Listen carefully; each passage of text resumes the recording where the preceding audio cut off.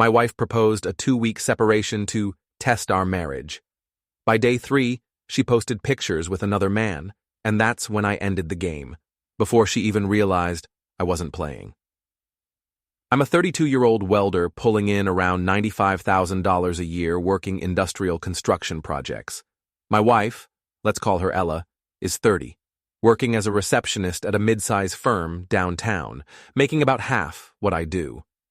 We've been married for 3 years, together for 5. The house we live in? Mine. Bought it 2 years before the wedding with money from my inheritance. It's titled solely under my name. We always split household expenses, roughly 70-30, since I earned about double her salary. She pitched in for groceries, utilities, and the occasional home upgrade. But the mortgage? That was on me. Always has been. Our first couple years of marriage were solid. Nothing crazy. Typical newlywed stuff.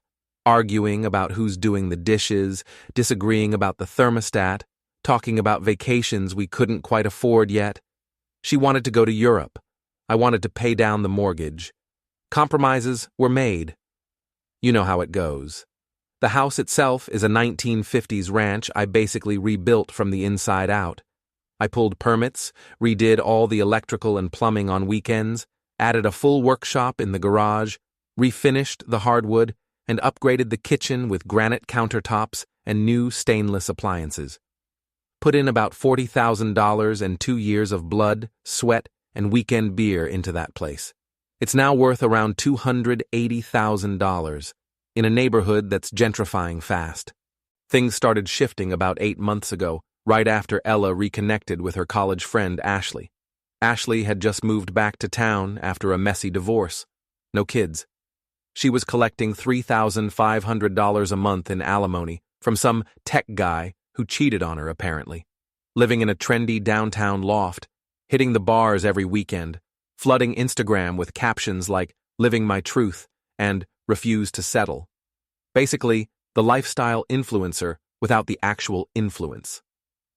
My best friend Stefan, brutally honest software developer with a dark sense of humor and zero patience for BS, dubbed her the life coach after meeting her once at a barbecue.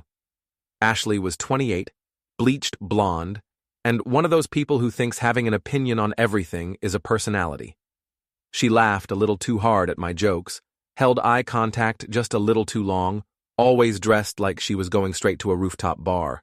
I chalked it up to extrovert energy. I shouldn't have. She'd show up in her leased BMW, drop relationship advice like it was gospel from whatever podcast she'd binged that week. Marriage should never feel too comfortable. Healthy couples challenge each other constantly. If he doesn't fight for you, he doesn't value you. Ella started echoing those phrases like they were original thoughts. Suddenly, we were having weird fights. Why wasn't I planning more spontaneous date nights? Why didn't I get jealous when other guys talked to her? Why was I working late all the time? It felt manufactured, like she was testing me on purpose. But at the time, I didn't see the pattern. Truth is, I was slammed. I was managing a massive commercial project, a 12-story office building downtown that was 3 months behind schedule and $350,000 over budget. This was the kind of job that can make or break a career in my field. I was pulling 60-hour weeks, working most Saturdays, trying to keep the thing from completely falling apart.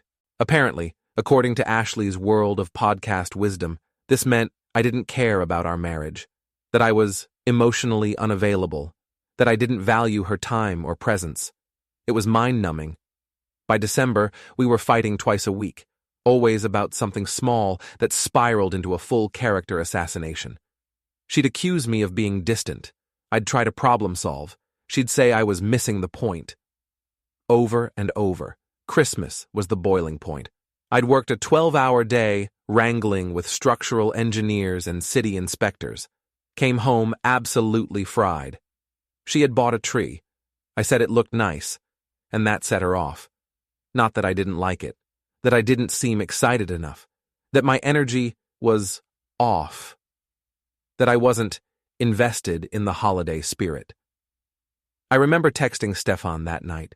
He wrote back, "She's manufacturing problems because her divorced friend told her marriage should feel like a reality show." Though, he wasn't wrong. I started staying later at work, not just because of deadlines, but because being home felt like walking through a minefield, and the less I was home, the more she claimed I was pulling away. But here's the kicker I didn't realize at the time. Ashley wasn't just whispering relationship advice into Ella's ear. She was actively encouraging her to explore options. The breaking point hit in January. I got home around 7 p.m., not even late, and Ella was sitting at the kitchen table like she'd rehearsed something all day. She'd already eaten. We used to wait for each other, even if it meant dinner at 9 that night. Leftover Chinese, cold, sweet, and sour pork. I didn't even care. I was too hungry to argue. Then she said it. "I've been thinking about us, about where we're headed. I think we should take a break." I froze. "A break? Like, separate?" "Not permanent," she said. "Just a week or two, to see how we feel apart, to remember why we fell in love." Yeah. I knew exactly where this was coming from. Ashley had been prepping her for this for months. Absence makes the heart grow fonder. My ex didn't appreciate me until I left. That kind of nonsense. The thing is, I'd heard this exact scenario before. My buddy Jake went through it 2 years ago. His wife wanted a break to find herself. She found herself in bed with her yoga instructor. Cost Jake half his $41,000 and $1,800 a month in child support. "You want to separate?" I asked. "Just pretend we're not married for a little while. See if we miss each other. See if you'll fight for us." And there it was. This wasn't about clarity. It was a test, a performance, a manufactured crisis to make me panic. She wanted desperation, drama, proof that I couldn't live without her.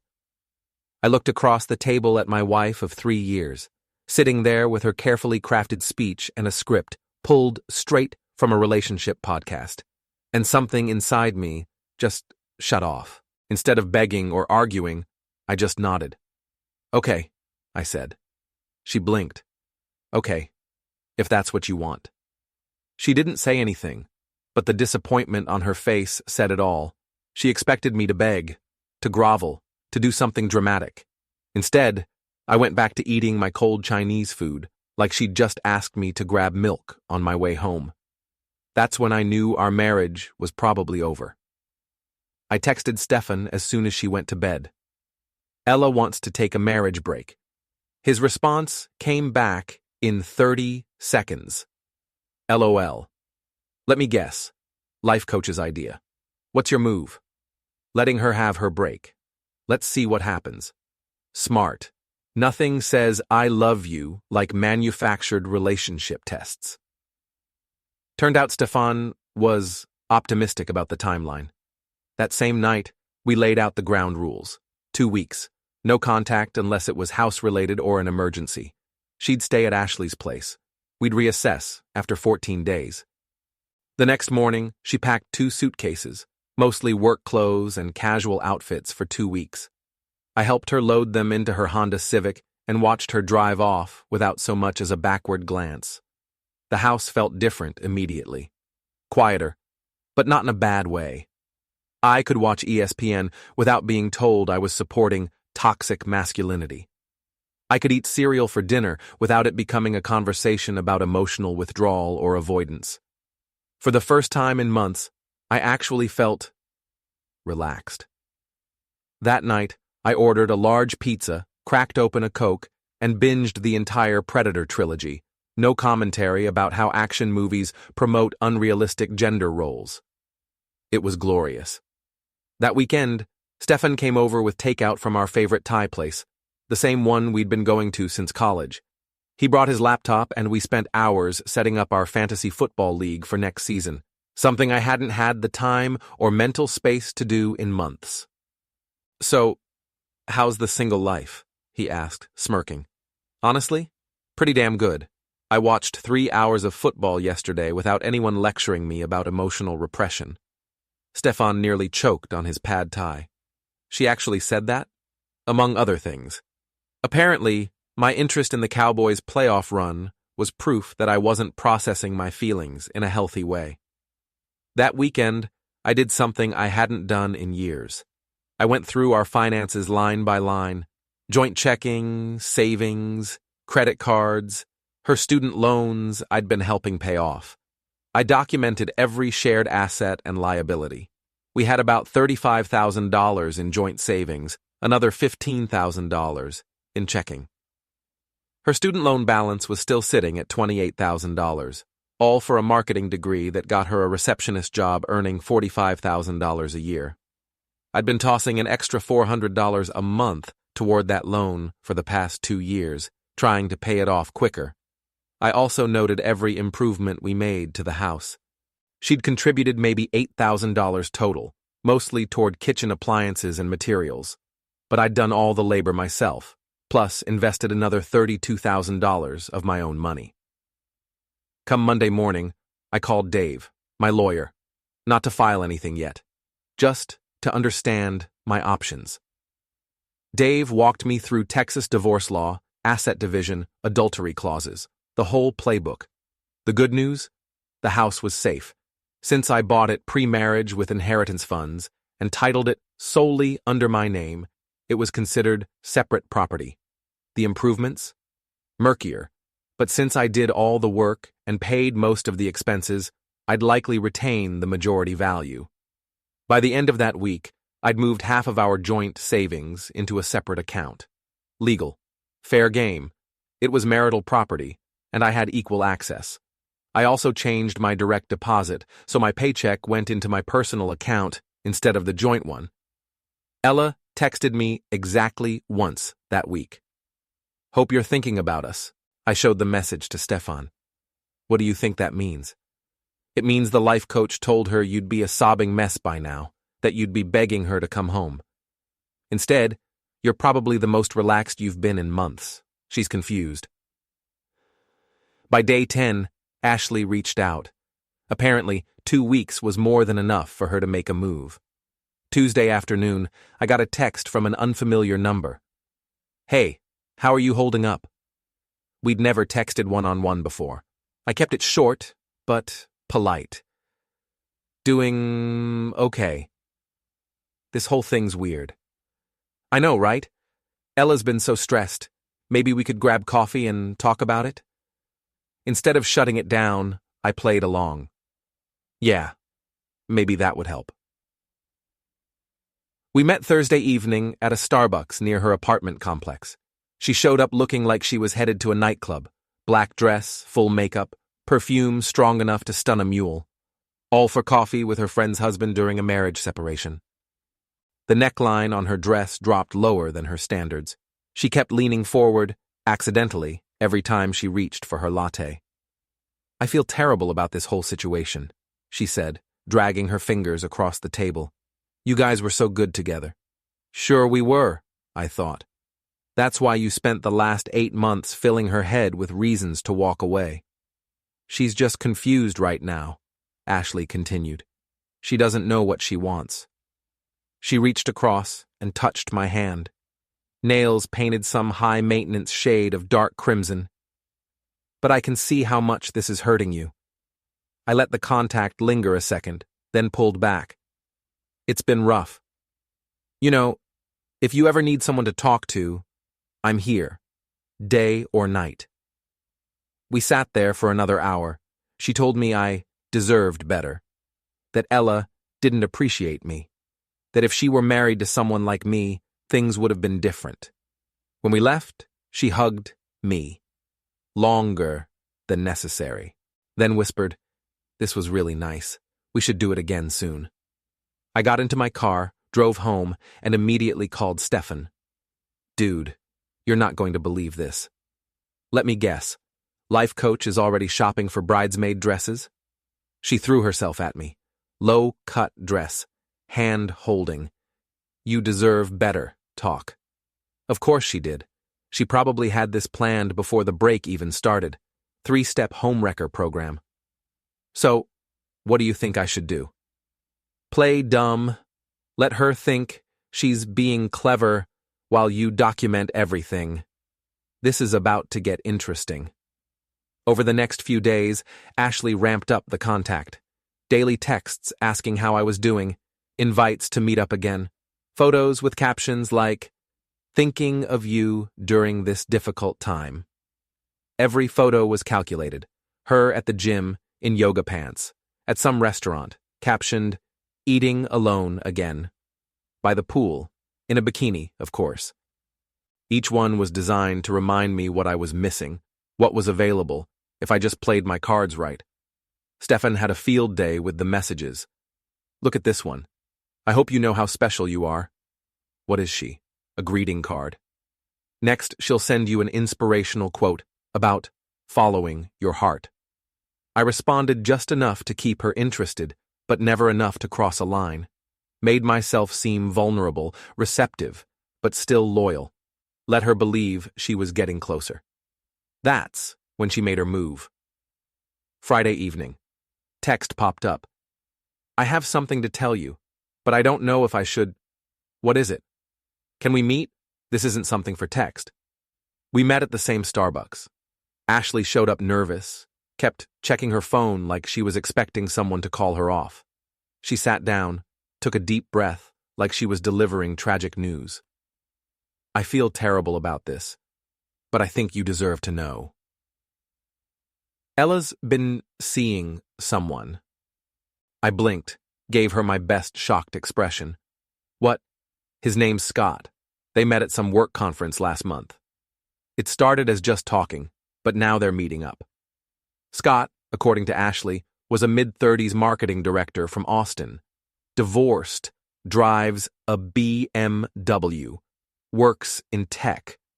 The kind of guy who probably posts motivational quotes on LinkedIn and points at whiteboards in his profile picture. "Are you sure? I saw them at dinner just last night. It wasn't innocent." She reached across the table and touched my hand again. "I'm so sorry. I know it hurts, but you needed to know." The message was crystal clear. I had two options: fight for a cheating wife, or upgrade to the loyal best friend who'd never betray me like this. Real subtle. I played the devastated husband role like an Oscar nominee. "I can't believe she'd do this." "You don't deserve this," Ashley whispered. "You deserve someone who values you." That night, I did what I should have done weeks ago. I checked our shared devices and accounts. Ella had left her iPad at the house, still logged into iCloud, still synced, still full of her entire text history. What I found confirmed everything, and then some. 3 weeks of messages between her and Scott. At first, it was tame. Industry gossip, complaints about clients, dumb office humor. But by week 2, it shifted. Personal, emotional, flirty, then explicit. Talks about their connection, plans to meet, photos I wish I could unsee. She'd even sent him a flirty selfie, literally minutes after texting me, thinking about us. I screenshotted every conversation, every photo, backed them all up to my private cloud. In total, 47 messages, 12 images, several voice notes I didn't even have the stomach to open. Then I checked our joint credit card statement. 3 fancy dinners, names like Meridian and the Capitol Grill, places we never even went together. And then the final nail, a $280 charge from the Omni Hotel downtown, from 2 nights ago. While I was home thinking she was staying late for work, she was getting a room, on our joint card, with another man. She wasn't just cheating, she was billing me for it. I called Stefan. "I found it. It's all there." "No freaking way." Text messages, hotel charges, restaurant receipts, 3 weeks of planning, it's all there. So Ashley convinces your wife to take a break. So she can cheat, then plays the loyal friend and tries to swoop in like a hero? This is next-level manipulation. "What's her endgame?" I asked. "She's banking on you being so heartbroken and grateful for her loyalty." you'll fall straight into her arms. Classic homewrecker strategy.